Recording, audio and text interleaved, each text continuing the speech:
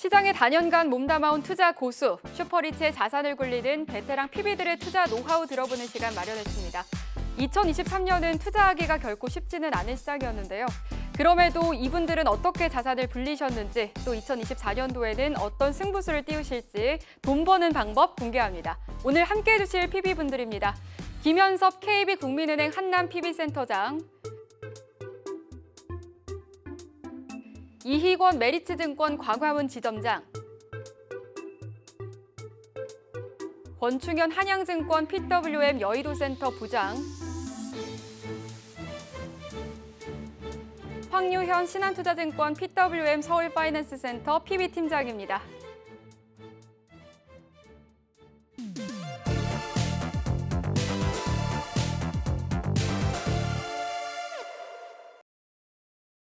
본격적으로 이야기하기에 앞서서 2023년도 증시를 어떻게 평가하고 계시는지 궁금합니다. 제가 느끼기에는 유독 말도 많고 좀 탈도 많았던 한 해가 아니었나 싶은데요. 한마디로 정리해 주신다면 좀 어떻게 정리할 수 있을까요? 먼저 김현섭 센터장님부터 들어볼까요? 예.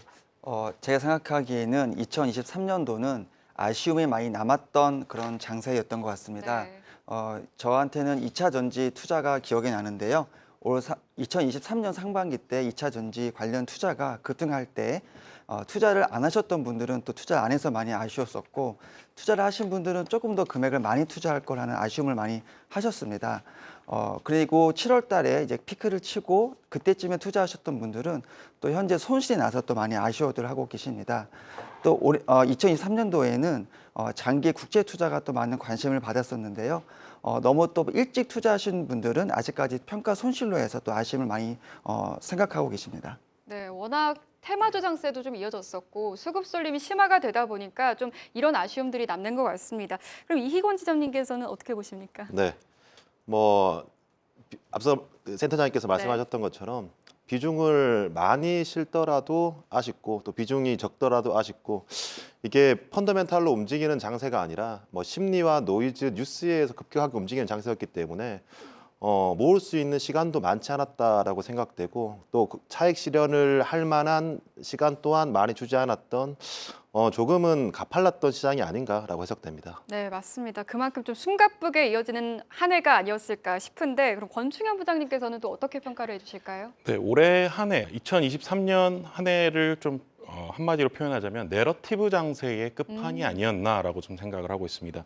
그 이유는 스토리텔링이 굉장히 중요한 시장이 돼버렸습니다. 지금 현재의 밸류에이션보다는 앞으로의 성장성, 그리고 앞으로 5년, 10년의 그 미래 가치를 빨리빨리 땡겨오는 시장이 돼버렸거든요. 이런 부분들을 굉장히 빠른 시간에 주가에 녹아내고 있고, 그 속도가 굉장히 빠르기 때문에 수익이 더 내기 어려웠던 시장이 아니었나라고 생각을 좀 하고 있습니다.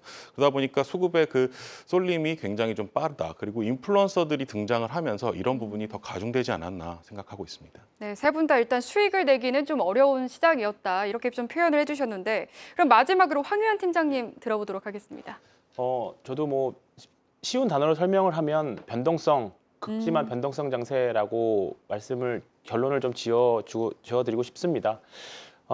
사실 우리나라 주식시장이 변동성이 큰 시장은 맞는데, 네.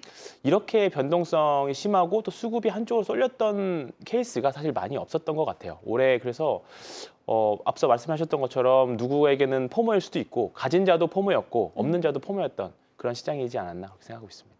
네, 다양하게 표현을 해주셨지만 한마디로 쉽지 않은 장이었다라는 데에는 이견이 없는 것 같습니다. 그럼 전략 살펴보기 전에 먼저 2023년도 증시 키워드들을 정리해봤는데요. 박정훈 캐스터 보고 오시죠.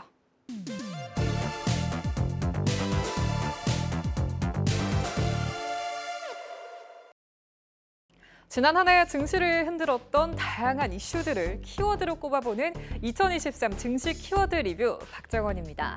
2023 증시 키워드 그 첫 번째는 바로 미국의 국채금리입니다. 미국의 10년물 국채금리는 2023년 4월 3% 초반대 저점에서 상승세를 보이다 10월 20일 5%를 돌파하며 시장에 큰 충격을 줬습니다. 과거 금융위기 직전인 2007년 이후 16년 만에 처음으로 5%를 돌파한 건데요. 다행히 10월 말 고점 이후 하락세를 나타내다 최근은 4% 부근까지 하락을 하면서 시장은 안정을 되찾았습니다. 금리 인하가 예고되어 있는 만큼 2024년엔 국채 금리가 어떤 흐름을 나타낼지 지켜보시기 바랍니다. 두 번째 키워드는 2차 전지 급등 하락입니다.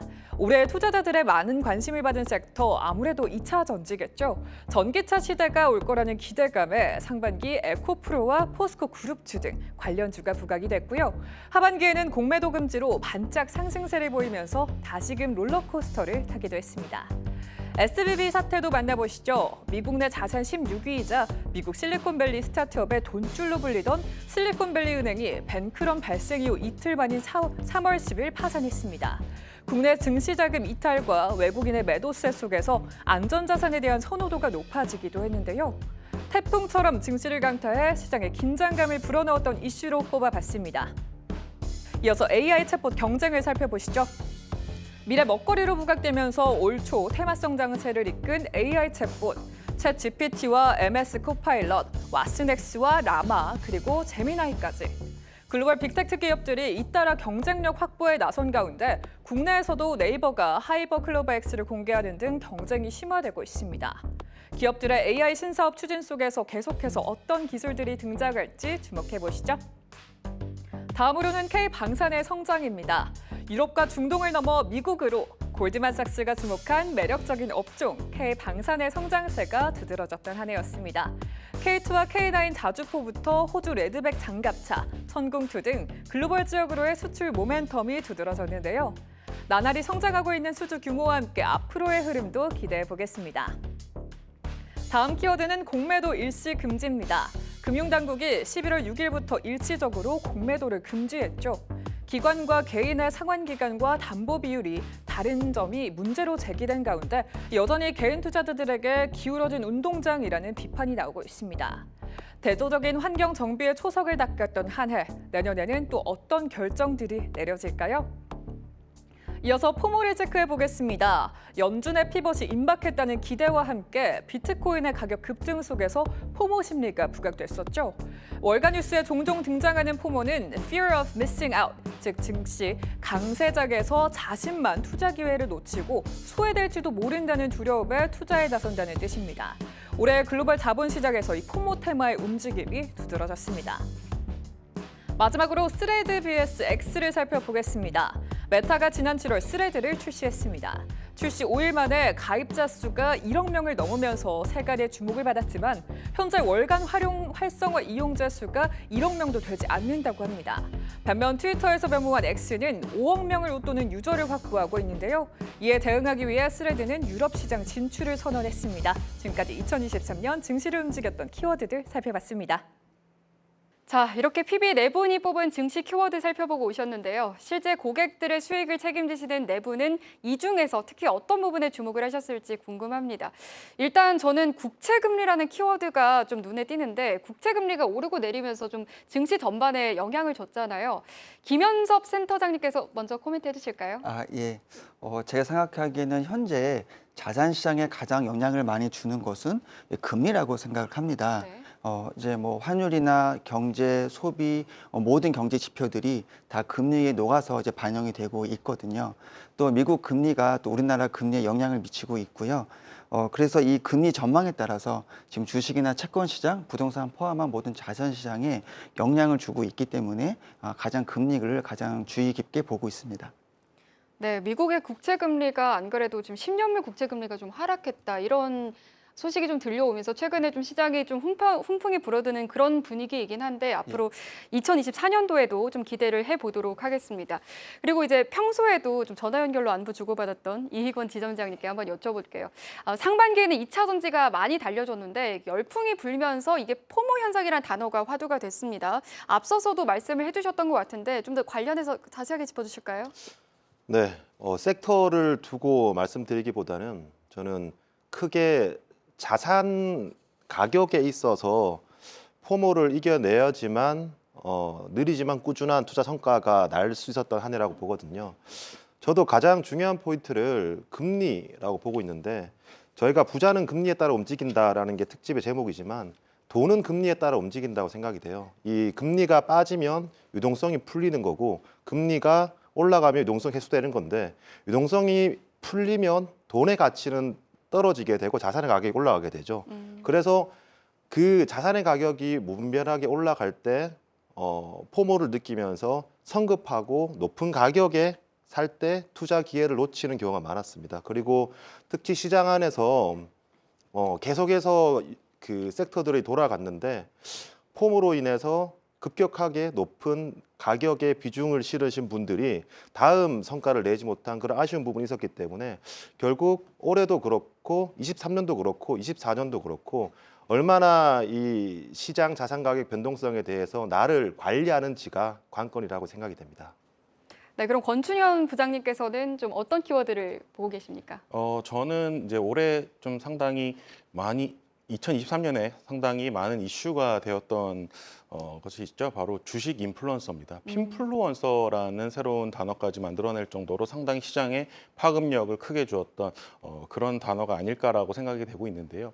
올 한 해 가장 주식시장에서 핫했던 사람이라고 뽑으면 배터리 아저씨를 두고 갈 수 없을 것 같아요. 네, 배터리 아저씨, 그렇죠. 맞습니다. 그렇다 보니까 이런 배터리 아저씨라든지 아니면은 뭐 유튜버들 그리고 또 텔레그램, 뭐 메신저를 이용한 이런 핀플루언서들이 상당히 많이 생겨나면서 그분들이 수급이 움직이는데 굉장히 큰 작용을 했다라고 생각을 하고 있습니다.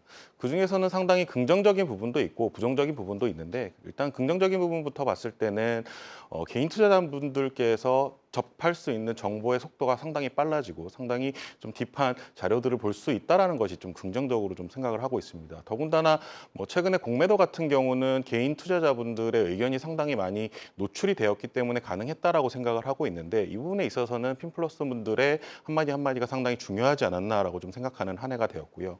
다만 부정적인 부분도 상당히 있습니다. 다들 뉴스로 접해서 아시겠지만 일단은 이런 분들은 그 주식 종목에 대해서 기보유자들이 많이 있습니다. 상당히 편향되어 있는 시각으로 주식에 대해서 얘기할 가능성이 상당히 높다라고 좀 판단이 되고 있고요. 이런 부분들을 걸러낼 수 없는 개인 투자분들이 상당히 많으신데 이런 부분 때문에 계속해서 수급이 굉장히 빠르게 움직였다. 그렇기 때문에 이익원 지점장님께서 말씀하신 대로 상당히 빠른 순환매 그리고 포모 현상이 느껴지는 그런 한 해였다. 이렇게 좀 생각하고 있습니다. 네, 저도 2023년도 증시에서 좀 특이하다고 느꼈던 게 이런 인플루언서들의 등장과 함께 그분들의 말 한마디가 좀 시장을 좌우하는 그런 분위기였다고 생각을 합니다. 또 그런 만큼 2023년도가 대응하기가 어려웠다고 느끼는 이유가 또 바로 빠른 순환매입니다. 순환매가 빠르게 돌면서 특정 섹터로 수급 쏠림도 심했는데 관련해서는 황유현 팀장님께서 짚어주실까요? 원래 주도주가 하나가 형성이 되면 한국 시장 특징상 주도주가 형성이 되면 시장의 자금들을 좀 과하게 가져가는 경향이 있습니다. 한국 시장은. 근데 그런 부분들이 상반기에는 2차 전지 쪽으로 급격하게 좀 몰렸던 부분들이 있었고 2023년 9월 이후부터는 이제 반도체 쪽으로 내년을 기대하는 반도체 쪽으로 좀 몰린 수급 쏠림이 또 있었던 부분들이 좀 있는 것 같습니다.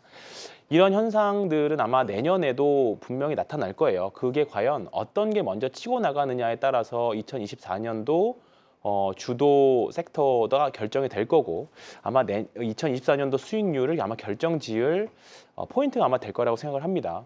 그래서 이제 수급 등록 결국은 앞서 있었던 미국 국채 금리나 그다음에 말씀하셨던 것들이 다 포인트이기는 한데 네. 과연 그것으로 결정되는 게 결국은 수급이거든요. 네, 그런 수급이 어느 방향을 하느냐 아마 이제 2023년 말에서 2024년 넘어가면서부터 아마 2024년도에 대장 섹터가 아마 분명히 좀 윤곽이 좀 드러날 거라고 보고 있습니다. 1월이 되면 그렇기 때문에 그런 과정들을 지금은 계속 탐색해야 하는 과정이라고 생각합니다. 결국에는 네. 그럼 이 모든 키워드들이 수급으로 연결이 되는 거네요. 그렇습니다. 네. 네, 2023년도 증시 키워드를 이렇게 각각 살펴봤는데요. 시장이라는 게 한 해 한 해 딱 마무리가 지어지고 그 다음에 새롭게 시작이 되는 게 아닌 만큼 계속해서 그 흐름이 어느 정도는 이어질 수밖에 없을 텐데요. 그렇다면 이 흐름을 이어서 2024년에는 어떤 이슈를 주목해서 봐야 할지 시장을 움직일 핵심 키워드 정리해봤습니다. 박정원 캐스터 나와주시죠.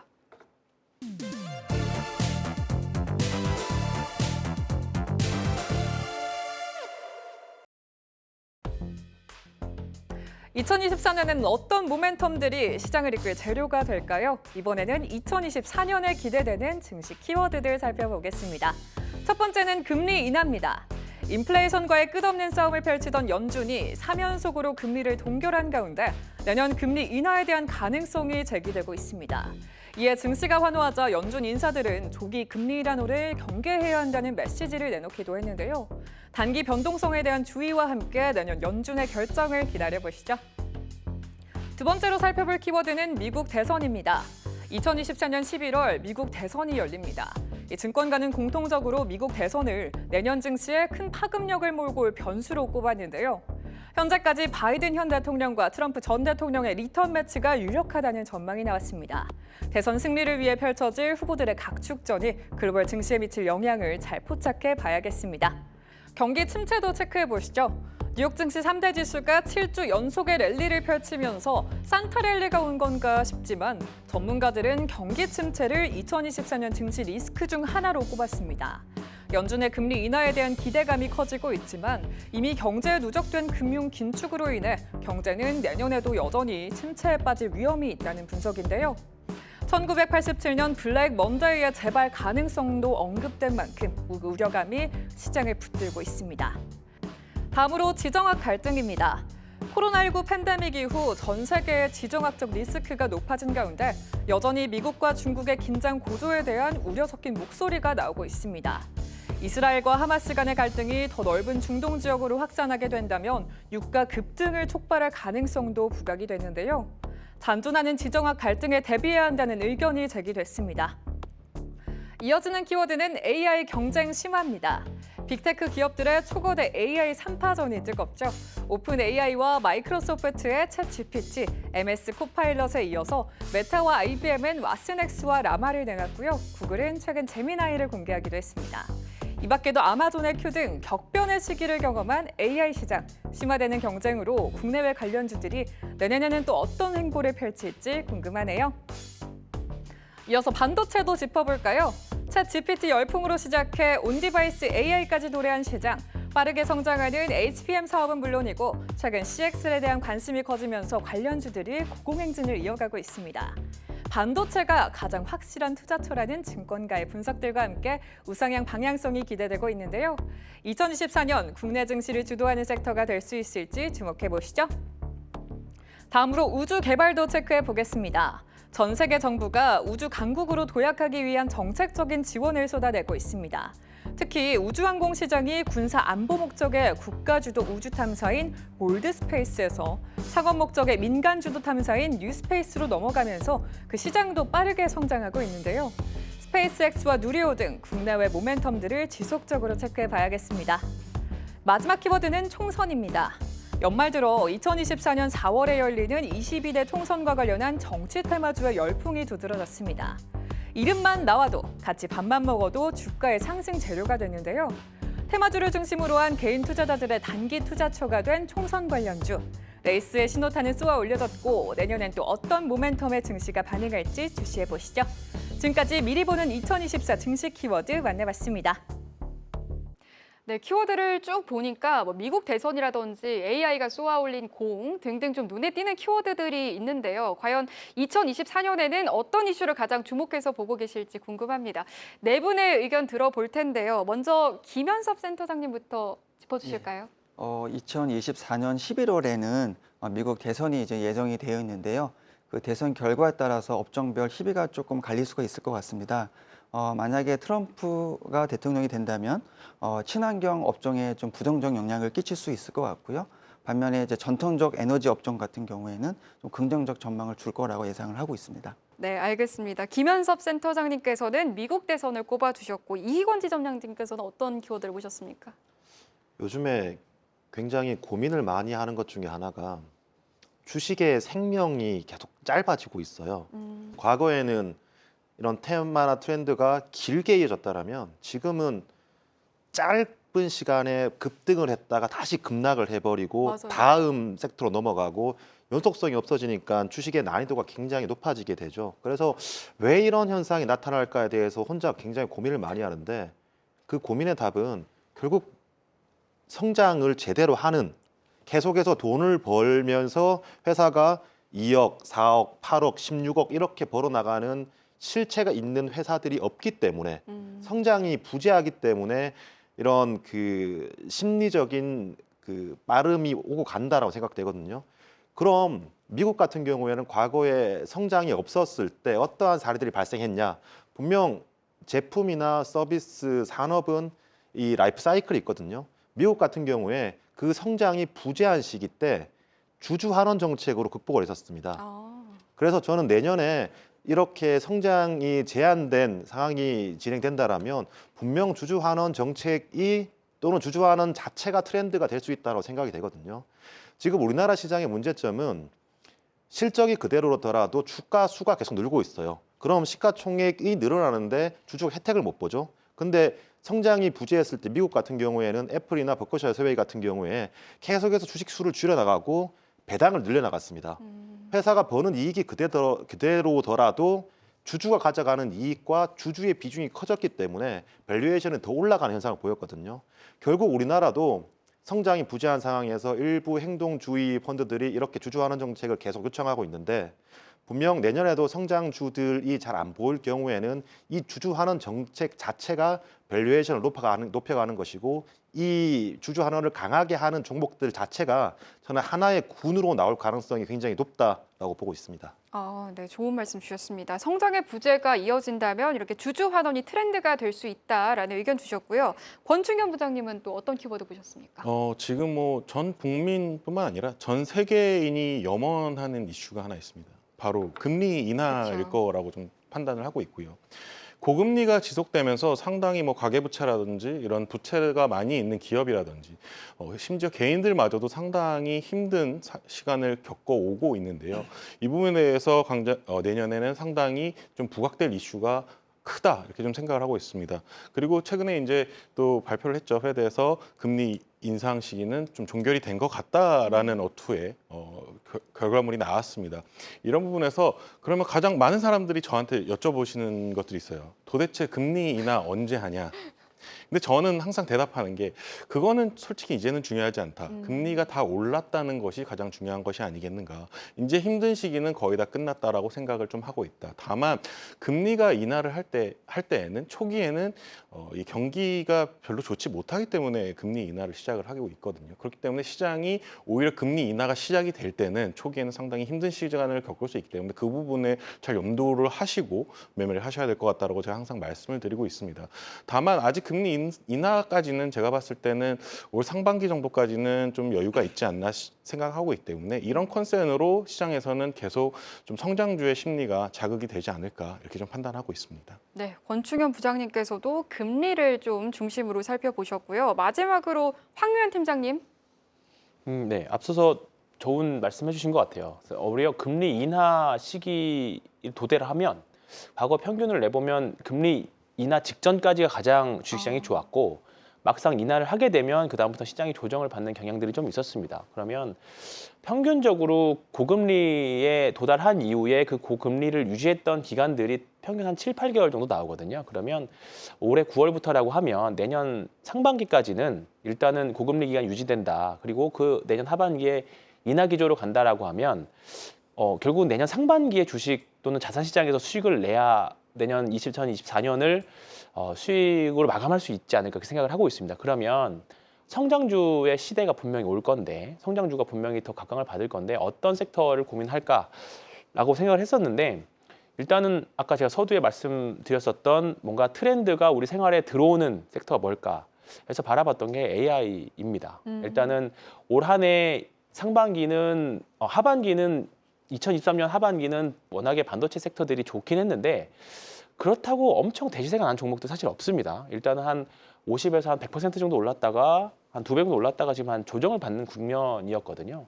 그러면 아직 갈 길이 잘 멀다라고 생각을 해요. 왜냐하면 우리가 챗 GPT로 시작된 AI가 우리 일상생활에 들어오는 게 얼마 되지 않았고 사실 챗 GPT를 유료로 쓰시는 분들 사실 많이 없습니다. 그리고 이게 조금 더 발전하면 이제 내년 2024년부터는 온 디바이스라고 해서 우리가 가지고 있는 이런 엣지 디바이스들, 스마트폰, 자동차, 뭐 작게는 스피커까지도 그렇게 되면 다 AI와 관련된 소프트웨어들이 다 구동이 됩니다. 그렇게 되면 그 소프트웨어들을 구동하기 위해서 필요한 것들이 결국은 HBM이라던가 또는 D램도 또 같이 다 필요하게 되거든요. 그렇게 되면 내년 상반기에 현실적으로 지금 내년 상반기에 주도주가 될 수 있는 섹터는 인공지능이지 않을까, AI 쪽이지 않을까. 그 안에서도 지금은 그 안에서도 전공정, 후공정, 그다음에 HBM, 그다음에 또 뭐 CXL까지 해서 굉장히 좀 빠르게 순환매가 돌고 있습니다. 근데 아마 이중 섹터 내에서 가장 영업이익 개선 폭이 크게 예상이 되는 것들로 좀 꾸려 보신다라고 하면 2024년도 상반기는 충분히 수익을 낼 수 있는 시기가 되지 않을까. 그렇게 생각하고 있습니다. 네, 뭐 앞서 이희권 지점장님께서도 그렇고 황교안 팀장님께서도 AI 섹터를 좀 유망하게 보시는 것 같아요. 근데 AI가 좀 이렇게 뜨면서 앞에 뭐 키워드에도 잠깐 나왔지만 AI가 쏘아올린 공이라는 키워드가 있었잖아요. 이게 결국에는 뭐 반도체로도 좀 확산이 되는 것 같고 반도체뿐만이 아니라 뭐 다른 뭐 소프트웨어 이쪽으로도 자율주행까지도 다 연결이 되는 걸로 알고 있거든요. 그럼 그런 확산된 파생된 다른 섹터들도 좀 괜찮다고 보시는 건가요?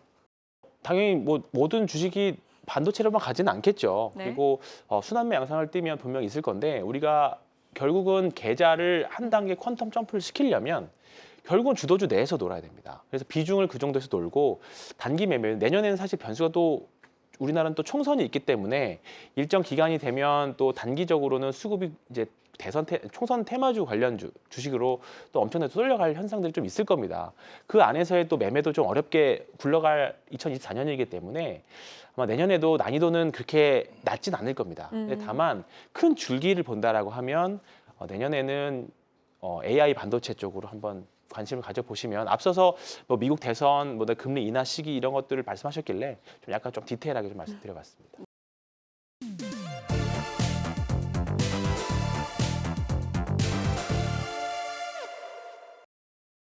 이렇게 투자를 하는 목적은 당연히 수익을 내기 위해서겠죠. 앞서 살펴본 이슈들의 주목을 하되 자산 배분은 어떻게 가져가는 것이 수익을 낼 수 있을지 PB분들의 전략을 들어보는 해법 찾아주시는 데 도움이 되지 않을까 싶습니다. 네 분이 가져오신 포트폴리오 전략 바로 살펴보도록 하겠습니다. 먼저 김현섭 센터장님께서는 예금 및 단기 채권이 50%, 그리고 펀드와 주식 ETF가 30%, 금이 10%, 리츠 ETF가 5%, 엔화 예금이 5% 이렇게 구성을 해주셨습니다. 그리고 이희권 지점장님께서는 주식 50%, 부동산 20%, 현금이 20%, 그리고 가상자산에 10%를 넣으셨네요. 네, 다음으로 권중현 부장님께서는 주식 100%로 주식으로만 채우셨습니다. 좀 너무 과감하신 것 같은데요. 조금 후에 투자 전략 들어보도록 하겠고요. 황유원 팀장님께서는 장기채 30%, 단기채 20%, 그리고 주식은 50%로 이렇게 구성을 해주셨습니다. 네, 먼저 김현석 센터장님 같은 경우에는 예금과 단기 채권에 50%를 넣으시고 금 투자에도 10%를 투자를 하셨어요. 이미 금값이 많이 올랐던데 이렇게 배분하신 이유가 있으실까요? 예, 현재 금 가격이 온스당 2,000불을 넘어서 많이 오른 거는 맞습니다만 네. 앞으로 이제 금리가 이제 내려간다는 전망 하에서 가격 상승이 이제 예상이 더 되어지고요. 이제 각국의 중앙은행이 지금 금 보유량 계속 늘리고 있는 것도 긍정적인 소식으로 보고 있습니다. 근데 이제 분산 차원에서 이제 우리나라 경제가 안 좋을 때, 또 세계 경제가 안 좋을 때 가치가 올라갈 수 있는 이런 안전자산인 금은 좀 길게 보고 조금씩 이제 모아 가고 있는 것 좀 권해드리고 있는데요. 금 투자 관련해서는 여러 가지가 있을 수는 있는데 이제 KRX 금 현물 투자가 이제 양도 차익이 비과세가 되고 또 가격이 투명하게 또 형성이 되기 때문에 수수료도 매우 싸고요. 그래서 그쪽으로 좀 권해드리고 있습니다. 네, 알겠습니다. 그리고 이희권 지점장님도 바로 살펴보겠습니다. 주식의 50% 그리고 가상자산의 10%를 배분하신 게 눈에 띄는데요. 뭐 최근 투자 수요가 몰리면서 비트코인 가격도 급등했죠. 뭐 금리 인하 기대감도 한몫하고 있는 것 같은데 24년도에도 좀 유망하다 이렇게 보시는 건가요? 네. 저는 투자를 하면서 오라가니 구미호의 주식 4개론을 굉장히 신봉하는데요. 간략하게 말씀드리면 뭐 코로나나 경제 위기가 왔을 때 경기는 안 좋지만 이 경기를 살리기 위해서 유동성을 풀고 금리를 내리는 게 유동성 장세, 그리고 그 유동성에 의해서 실적과 경기가 본격적으로 좋아지는 실적 장세. 실적은 좋음에도 불구하고 물가가 많이 높았기 때문에 돈을 회수해서 물가를 누르는 역금융 장세. 그리고 역금융 장세 이후에 본격적으로 실적이 안 좋아지고 경기 위기가 오는 역실적 장세. 그리고 역실적 장세 다음에는 다시 금융 장세, 유동성 장세가 오게 되죠. 저는 지금 역실적 장세에서 유동성 장세로 전환되는 시기다라고 생각되고 있고요. 때문에 유동성 장세로 전환된다라는 건 이제 돈이 이 회수가 되다가 정상화 풀린다는 개념입니다. 그럼 돈이 늘어나기 때문에 돈의 가치는 하락하게 되고 반대로 자산의 가치는 상승할 수밖에 없는, 그러니까 돈은 떨어지고 자산의 가치가 올라가기 때문에 저는 전반적으로 주식, 부동산성 자산 그리고 가상자산 모두 긍정적이다라고 보고 있고요. 현금의 20%는 현금을 끝까지 들고 가자라는 차원보다는 굉장히 빠른 시장이기 때문에 이 현금을 빠르게 이용할 수 있는 가용 재원으로 활용하자라는 차원에서 말씀드렸습니다. 네, 역실적 장세에서 유동성 장세로 좀 전환이 된다면 돈의 가치는 좀 떨어지고 자산의 가치가 올라간다. 그런 차원에서 뭐 가상자산이라든지 부동산 쪽에 좀 투자를 하셨습니다. 그리고 권충현 부장님은 굉장히 과감하십니다. 주식 100%라는 투자를 하실 거라는 건 좀 인상적인데요. 평소에 공격적인 투자를 선호하시는 편인가요? 뭐 객관적으로 이건 지점장님을 개인적으로 좀 알고 있는데 제 네. 투자 성향을 아주 잘 알고 계십니다. 상당히 어. 공격적으로 좀 투자를 하는 편이고요.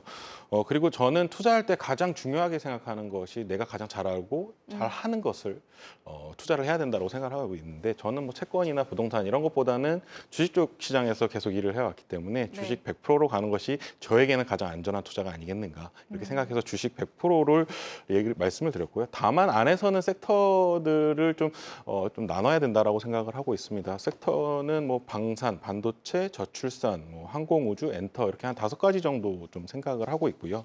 이 비중을 좀 나눈다고 좀 생각을 하고 있고요. 방산 한 15%, 반도체 15%, 저출산 20%, 항공우주 20%, 엔터주 한 30%이 정도 생각해서 좀 운영을 할 것 같습니다. 아, 근데 이 안에 2차 전지는 없네요.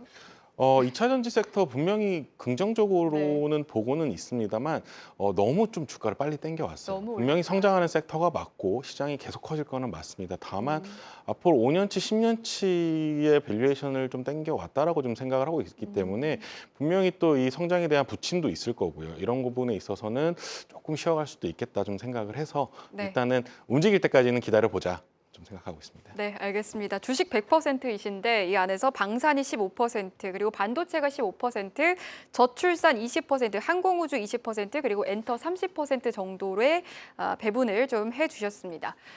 그럼 마지막으로 황유현 팀장님께서는 주식과 채권을 좀 적절하게 나눠서 전략을 세우셨는데요. 이렇게 보니까 좀 내분의 성향이 좀 포트폴리오 전략에서 극명하게 좀 달라지는 것 같습니다. 2024년 자산 배분 이렇게 세우신 이유가 무엇일까요?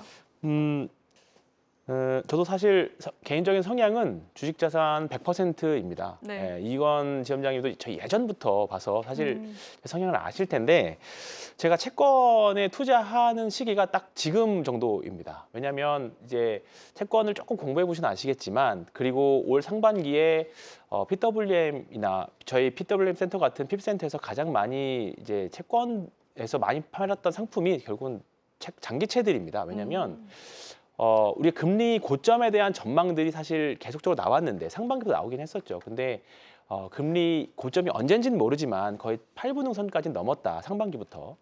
근데 이제 사실 거기서 조금 더 올라가다 보니까 채권 금리가 오르면서 가격이 떨어지면서 이제 평가 손이 나기 시작했었어요. 근데 또 생각보다 파월 의장이 금리 인하 시기를 또 갑자기 또 얘기를 카드 꺼내면서 장기채들의 가격 변동이 심해지기 시작했습니다. 그래서 어떻게 보면 지금 장기채들은 이제 결국은 채권의 금리 방향이 정해졌기 때문에 이렇게 되면 앞으로 한 1년에서 2년 정도 장기채를 투자하면 정말 편하게 10에서 20%까지도 낼 수 있는 구간이 들어왔습니다. 그러면 이게 주식 투자할 때도 어느 정도 안전마진, 안전판이 좀 있으면 매매할 때 좀 심리가 편해지거든요. 그렇기 때문에 2024년은 조금 지금은 좀 늦은 감은 있습니다.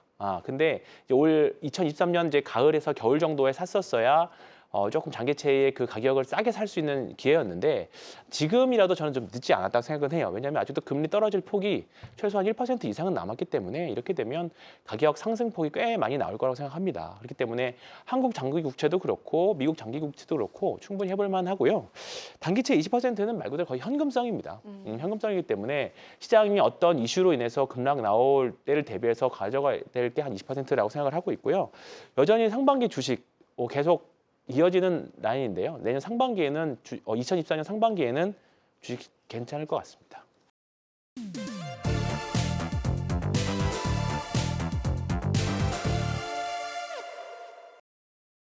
이렇게 자산 배분에 이어서 네 분이 주목하시는 업종과 종목도 궁금한데요. 큰손 고객들을 상대하시는 네 분의 PB님들이 꼽는 유망 업종과 종목은 무엇일까요? 먼저 김현서 센터장님. 예. 이제 리스크나 변동성 대비해서 좀 괜찮은 수익률로 예상되어지는 것은 이제 반도체 업종이라고 생각합니다. 이제 반도체 가격이 이제 2023년 9월 달 이후부터 이제 반등을 하기 시작했거든요. 그리고 전 세계적인 글로벌 빅테크들이 이제 AI 투자라든지 그런 걸 늘려 나가면서 이제 반도체 수요가 늘어나고 또 이제 감산 정책이 이제 이제 나타나면서 수급에 이제 개선이 되고 있는 부분이 있기 때문에 이런 리스크를 감안하면 가장 안정적으로 수익률을 볼 수 있는 게 이제 반도체 업종 아닐까 생각합니다. 지금도 좋은데 내년에도 좋을 것이다. 그렇습니다. 2024년에도 좋을 것이다. 이희권 지점장님께서는 어떤 업종 꼽아주실 겁니까? 네.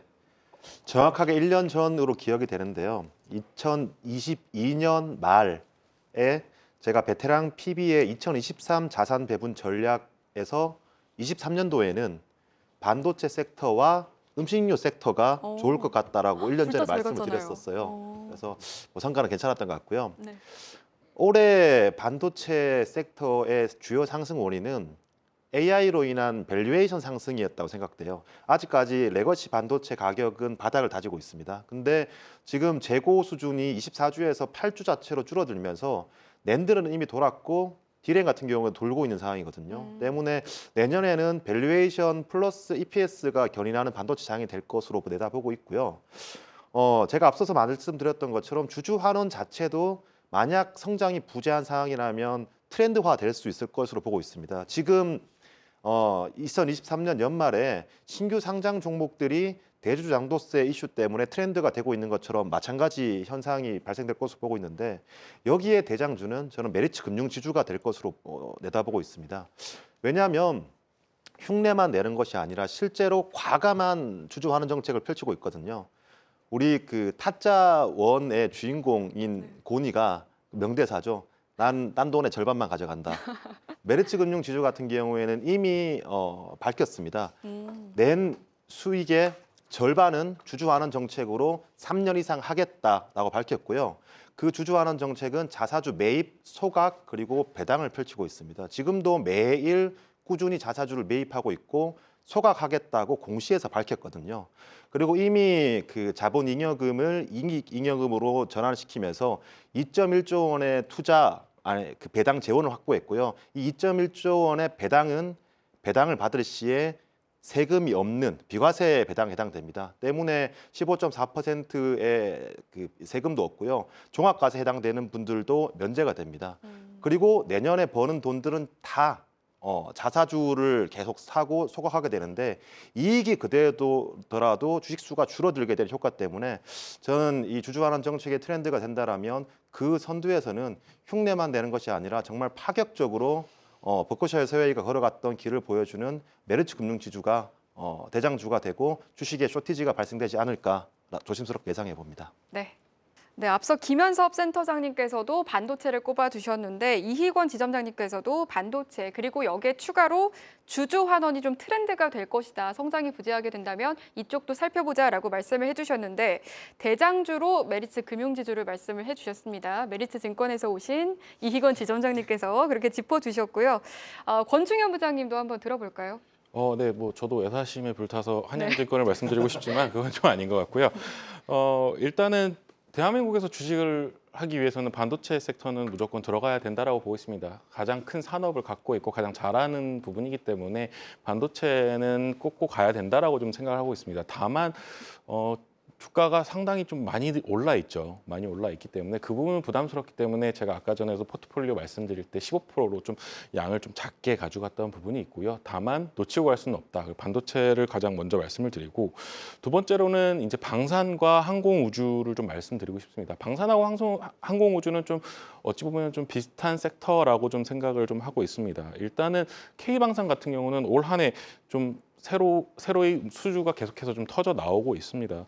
이런 부분들이 상당히 긍정적으로 보는 이유는 뭐냐면 앞으로도 한 10년 정도의 수주가 꽉 차 있긴 하지만 이 무기 체계 자체가 한 번 쓰기 시작하면 계속 쓰거나 아니면 미사일이나 이런 소모품들이 수주가 계속 발생을 할 수밖에 없습니다. 그리고 군인들이 또 그 부분에 대해서 훈련이 돼 있다면 앞으로 나올 새로운 제품에 대해서도 좀 더 한국 제품, 한국 무기를 선호할 가능성이 상당히 커지기 때문에 이게 어찌 보면 구독 경제와도 같은 흐름으로 흘러갈 수 있다라고 좀 생각이 될 수 있습니다. 그렇기 때문에 이 산업 자체가 예전 같아서는 한 번 이제 팔아먹고 끝나고 뭐 이런 것이 아니라 네. 계속해서 수주가 좀 이어지지 않겠다 이렇게 좀 생각을 하고 있고요. 두 번째로는 저도 뭐 애아빠입니다만 저출산이 상당히 문제가 있죠. 저출산 굉장히 지금 뭐 나라가 지워지고 있다라는 네. 얘기가 나올 정도로 저출산이 문제가 되고 있는데 이거를 어떻게 갑자기 사람들의 패턴을 바꿀 수는 없을 것 같고요. 다만 저출산으로 인한 인력 부족으로 인해서 이 로봇 테마주들이 상당히 좀 올라올 가능성이 있지 않나라고 생각을 하고 있습니다. 로봇이 인력을 대체하는 세상이 생각보다는 빨리 도래할 것으로 좀 판단을 하고 있어서 긍정적인 시각을 좀 유지해야 될 거라고 좀 생각을 하고 있고요. 이렇게 지금 섹터들 여러 개 말씀드리고 있지만 내년에 증익이 되는 섹터들이 솔직히 그렇게 많지는 않습니다. 반도체 섹터는 물론 증익이 되겠지만 그리고 나서 좀 눈에 확실히 보이는 섹터들이 방산, 그리고 나서 엔터주 섹터들이 좀 많이 보이고 있습니다. 4세대 K-팝 때문에 2023년 초에 상당히 큰 폭의 주가 상승을 보여줬고요. 최근에는 주가가 좀 많이 빠져 있습니다. 그 이유에는 아무래도 그 앨범 판매 이슈가 상당히 컸던 것 같아요. 지금 현재 한국 국내 팬덤들의 그 K-팝 문화, 소비 문화가 어느 정도 한계치에 도달한 것이 아닌가라고 좀 생각이 되면서 주가가 많이 빠지고 밸류에이션 자체도 상당히 내려가 있는데요. 저는 이제 내년 2024년에 주목해야 될 부분은 콘서트와 MD라고 좀 생각을 하고 있습니다. 미국의 테일러 스위프트 같은 경우는 작년 한 해 콘서트와 MD 매출로만 1년에 4조를 혼자서 벌었다고 해요. 이 매출을 일으킬 정도로 콘서트와 MD, 미국은 이 K-팝의 소비가 달라질 것이다라고 판단을 하고 있기 때문에 이런 부분들이 국내 엔터사 매출 증익에 상당히 큰 도움이 될 것으로 판단을 하고 있기 때문에 엔터주 상당히 가격도 밸류에이션도 부담이 없는 자리라고 판단하고 있습니다. 네, 앞에서 MG라고 하셔가지고 아이가 있으신지 몰랐어요. 네. 근데 아이가 있으시다고 하네요. 근데 저출산으로 인한 로봇 섹터 예. 짚어주셨고요. 앞서 두 분이서도 말씀을 해주신 반도체 그리고 여기에 엔터 그리고 K방산과 함께 항공우주까지 말씀을 해주셨습니다. 그럼 마지막으로 황유한 팀장님도 한번 들어볼게요. 네, 일단은 내년도 금리 인하 시기잖아요. 일단 인하 시기에는 매출액 성장률보다는 영업이익 성장률이 더 중요한 해가 될 겁니다. 금리 인상 시기에는 우리가 주도주를 판단할 때 회사 커지는 부분을 더 많이 반영을 합니다. 근데 이제 고금리에서 저금리로 내려가는 부분이면 이제 경기 침체에 대한 부분들도 이제 가정을 하고 있는 부분들이기 때문에 이렇게 되면 정말 고금리에서도 돈을 잘 버는 회사가 좋은 회사다라고 사람들은 생각하게 될 겁니다. 그러니까 금리가 올라갈 때는 경기가 좋으니까 일단 회사 커지면 나중에 가서 돈 벌어야지라고 생각하기 때문에 매출액 성장률이 사실 주도주를 결정하는 케이스들이 많이 있습니다. 그런데 지금은 이제 반대 시기이기 때문에 매출액 성장률보다는 영업이익이 2023년 대비 2024년 좋아지는 섹터나 종목들이 주도주가 될 확률이 매우 높은데 앞서 부장님께서 올해 사실 좋아진 섹터가 많이 없습니다. 근데 그 중에 대표적인 게 반도체였고요. 네. 그리고 이제 우주항공 산업이었고 방산 쪽이었고 또 하나가 사실 제약바이오입니다. 제약바이오 중에서도 바이오 말고요. 제약 회사들 있죠. 실제로 약을 이미 만들어서 팔고 있는 회사들 그리고 거기다가 신약까지 개발하고 있는 회사들 대표적으로 삼성바이오로직스가 될 거고 그리고 최근에 합병 결정 이후에 좀 이제 흐름이 추세를 만들어내고 있는 셀트리온 그룹주 같은 종목들도 충분히 매매를 해보실 만할 수 있는데 이거 외에도 제약바이오 섹터 내에서 사실 우리가 2018년도 이후에 제약바이오가 코로나 관련된 주식들만 사실 크게 올랐었지 그 이후에 사실 시세다운 시세를 낸 게 별로 맞아요. 없거든요. 근데 이제 그 기간 동안 사실 바이오 회사들이 분명히 사무실 안에서 엄청나게 연구들을 많이 했겠죠. 그리고 이제 코로나가 끝나고 나서 임상이 본격적으로 진행되면서 결과물들이 올해 2023년 하반기부터 본격적으로 나오기 시작하고 있습니다. 그러면 2024년도에는 그런 부분들이 라이센스 아웃이라던가 또는 숫자로 보여주는 기업들이 제약주들에서 분명히 좀 보이기 시작할 겁니다. 그렇기 때문에 내년에는 반도체하고 제약바이오 섹터 중에서 조금 약간 투톱을 가지고 이제 포트폴리오 구성하고 나서 그 외에 일부 테마주들이라던가 뭐 또 본인들이 좋아하시는 투자자분들 좋아하시는 종목으로 포트를 꾸려 나가시면 될 것 같습니다.